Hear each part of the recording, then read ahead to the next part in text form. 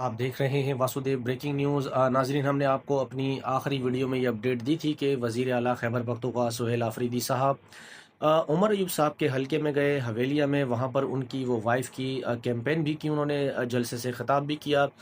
फिर उन्होंने वहाँ पर एक बयान ये दिया था कि भाई अगर जो इंतज़ामी लोग हैं जो इलेक्शन के दिन काम कर रहे होंगे, अगर हमें ये रिपोर्ट आई कि कोई खुरद-बुर्द की गई है, कोई नताइज में हेरा फेरी की गई है और अपनी ड्यूटी यानी जो फ़राइज़ हैं उनको ठीक से अंजाम नहीं किया और हुकूमत के साथ मिले, तो फिर आपको अगली सुबह नसीब नहीं होगी। यानी उनका बयान ये था कि भाई कोई बंदा जो है वो हुकूमत की मदद ना करे, यानी हम तो आपको कॉल नहीं करेंगे, लेकिन इलेक्शन वहाँ पर फेयर होना चाहिए, किसी किस्म की बदमज़गी ना हो और मामलात को जो है वो शफाफियत से आगे लेकर चलें।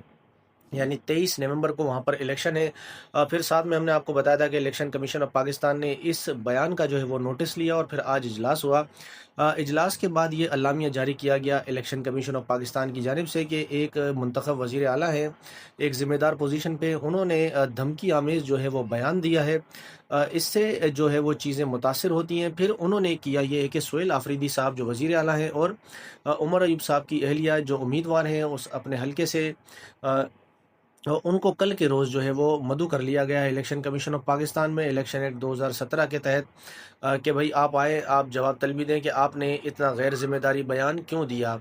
ये सारी बातें हो गई। फिर उसके बाद उन्होंने सेक्रेटरी जो दाखिला होते हैं सूबाई, उनको भी एक ख़त लिख डाला इलेक्शन कमीशन ऑफ पाकिस्तान ने कि भाई वज़ीर आला ने जो बयान दिया है, ये सरकारी अफसरों को धमकी दी है उन्होंने, और फिर उनकी जानो माल की हिफाजत जो करना है वो हमारी ज़िम्मेदारी है, ताकि एरिया में जो इलेक्शन जो है वो खुशनुबी के साथ हो जाए।